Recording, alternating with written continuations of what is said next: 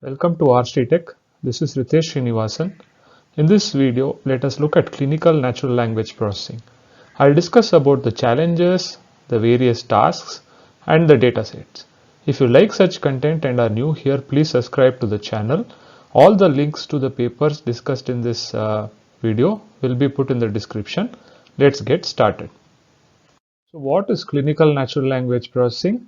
It is the development and application of computation methods for linguistic analysis and extraction of knowledge from free text clinical reports.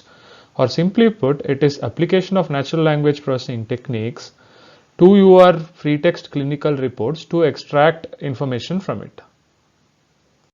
So why do we need to do clinical NLP? This is because medical language is at the heart of the electronic health record. Okay, and up to 70% of the information in this electronic health record is recorded in the natural language or the free text portion. Okay, so if you have structured data, you can put it in a database, you can do some analysis on that. But here, 70% of the information is in free text form. Okay, and many clinical data are actually locked in this narrative text reports. This includes information-rich sources of data from the initial history and physical report through radiology, pathology, and operative and procedural reports to discharge summaries. So there is a variety of clinical data which is locked in the narrative text reports. So what is locked in this narrative text report? So you have treatments and goals and outcomes. For example, success or failure of treatments, criteria for success, decisions about subsequent treatments. Okay, interpretations of radiology and pathology images and laboratory test results. Social determinants of health, for example, like housing issues or social connection, isolation, right? Then you have symptoms, symptom changes and their interpretation. Past medical history and family history. Patient's emotional disposition, mood and interactions with health providers, detailed description of procedures, adherence to treatment plans, allergies, side effects and other adverse events, results of physical examination, discharge summaries and follow-ups, right? So you have lots of different kinds of information which is present in this narrative text reports. Okay, so I pulled this from these details from this particular document, which is a preprint. This is a nice article which talks about clinical NLP. So what are the challenges of clinical NLP, right? So these free text reports have really flexible formatting. Now, if you look at flexible formatting, you have variable formatting semantics. For example, you can have a section header like this, which says admitting diagnosis and splenomegalia, right? Now, here the colon is a separator, but here the colon is not a separator. It's an inseparable phrase, right? You have structure without sentences. For example, you have something like this: height. There are certain parameters of BP over here, right? You also have some sentences like this. Okay, so there is no structure in the sentence. Punctuations could be missing, right? For example, here there is no punctuation, right? Well appearing male in no acute distress, chest is clear, no hernias. Actually, this is 3 sentences, right?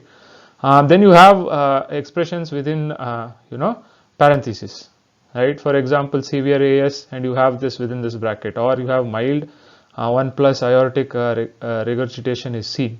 So this is the variety of flexible formats in clinical text compared to, say, your natural language in other domains where you don't have this kind of a variability.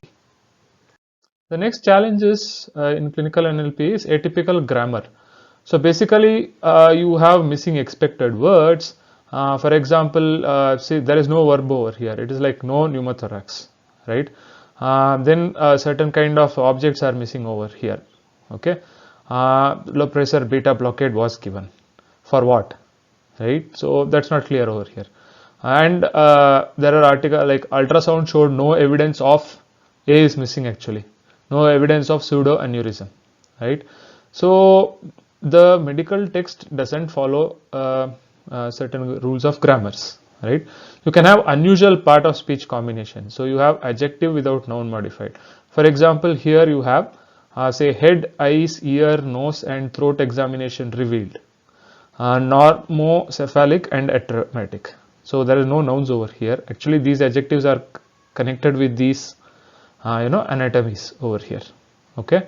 So I pulled this clinical challenges from this review paper. The link of which will be put in description. You can read that as well.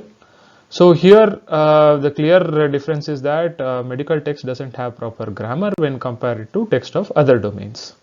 The next challenge is clinical text has rich descriptions, right? So you have variety of textual subjects. For example, for a patient it could be awake, alert and oriented times 3, right? Anatomy is left atrium is mildly dilated. Actually left atrium is connected to the heart, right? So suboptimal image quality, poor echo windows. So it is something to do with ultrasound. It could be a family also. Mother had CABG, grandmother had CAD. Right, so this is in the clinical history. So you have variety of textual subjects, you have variety of communicative styles. For example, for a diagnosis, he was also tachycardiac, right? Then you have evidence like he had a finger stick of 142. So this probably relates to the blood glucose value, right, which was taken by a finger stick or a finger prick, right? So there are rich descriptions of text in medical domain, and a lot of ambiguity is also present in this text. And lot of language is specific to medical context. Okay, so you can have jargons like septic picture, pneumonia secondary to some top of placement. So there are language jargons which are very specific to the medical context. You have ad hoc abbreviations. Okay, for example, B12 folate, Billy, Hapto, LDH, right? This could be bilirubin, right? So you need this domain knowledge to understand some of these acronyms. Okay, so for example, there is an acronym over here, recent tension PTX at OSH. So these are very specific to the medical context, and you can have a lot of misspellings also in this narrative reports. For example, mitral stenosis is not present and definite is wrongly spelled over here. No, abscess is wrongly spelled over here. I really don't know what is the words over here, but the words are kind of misspelled over here, right? So respiratory is actually misspelled over here. So these are some of the challenges which are present in the clinical text. Now let's move on to clinical NLP tasks. Okay, so the first task in clinical NLP is word sense disambiguation. For example, over here, word sense is identifying a meaning of word, right? So here there is an acronym. The patient underwent a left BK amputation. So here it is below knee, but in the very next sentence, BK viremia in the past. So BK here stands for some virus. So you have the same abbreviations meaning different things based on the context, right? Or same acronyms meaning different things on the context.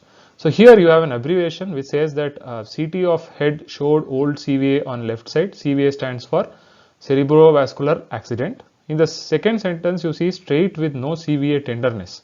So here CVA stands for costovertebral angle.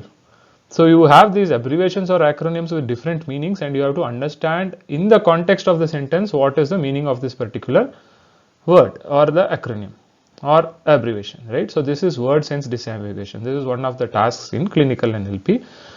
So these clinical NLP tasks I pulled out from this particular, ACL. Basically, this was a session in the ACL conference and this tutorial, and there is a good video also over here. I will put the link also in the description. You can check that out. One of the important tasks in clinical NLP is named entity recognition of clinical entities, right? So clinical named entity recognition. So these entities could be disease or disorders, it could be tests, it could be treatments, it could be medications, it could be anatomical sites, anatomical modifiers, procedures and findings. For example, you have CLINER, which is an open source package. So on this particular text, when you run this package, it is able to identify a problem, test, right, and a treatment. So these are the clinical entities as per this particular system. So different open source systems may have different terminologies for the same thing over here. For example, hypertension is a disease, but it is shown as a problem over here.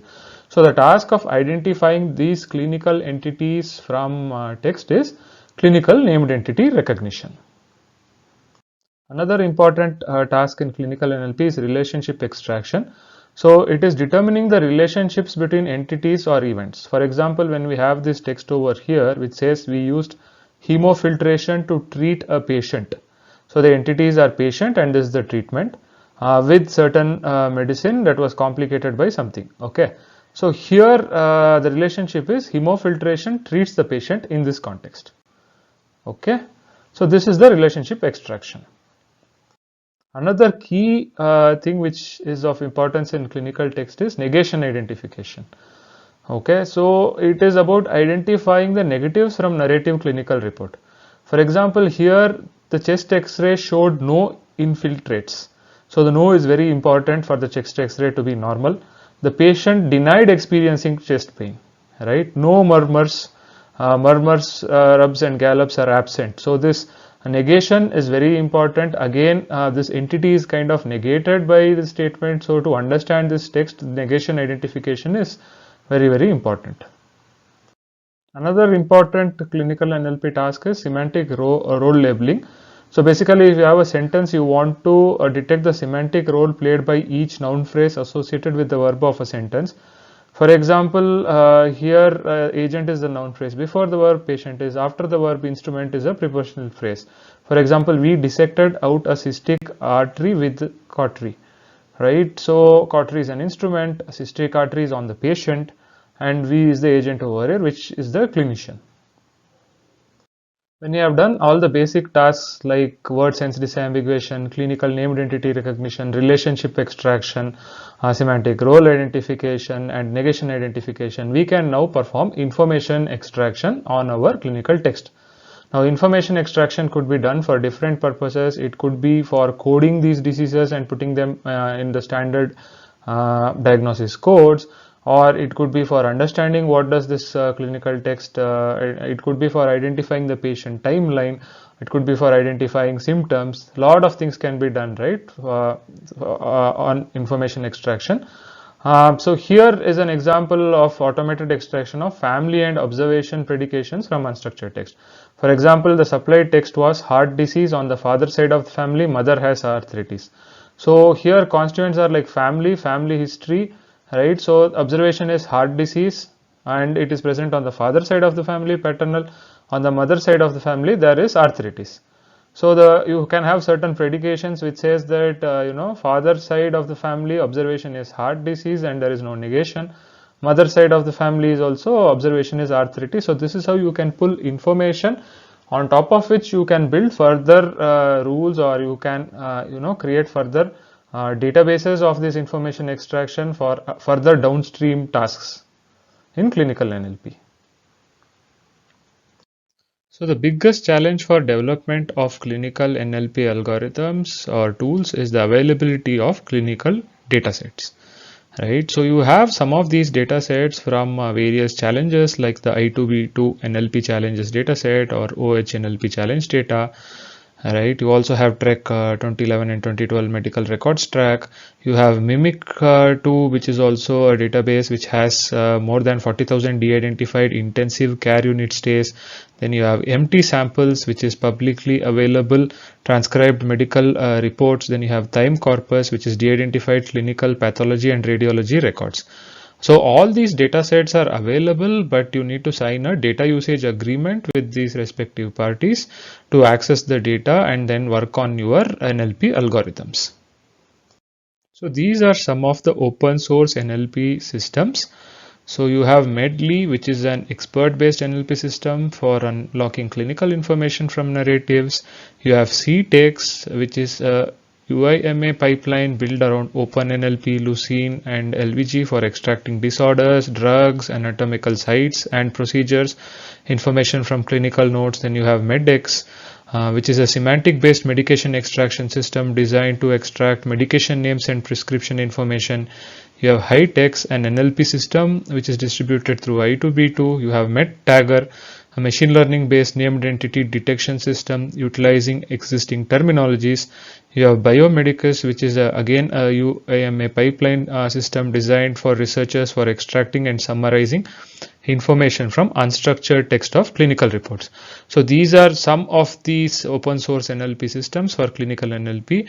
A lot more systems are being developed currently. So you would see on GitHub various people coming up with clinical NLP systems every now and then. In this video, I have covered what is clinical NLP, what are the challenges, what are the basic tasks in clinical NLP, some of the data sets. If you like such content, please like the video, please share the video, please subscribe to the channel. Also press the bell icon so that you will get notified whenever I am creating a new video. See you in the next video. Bye for now.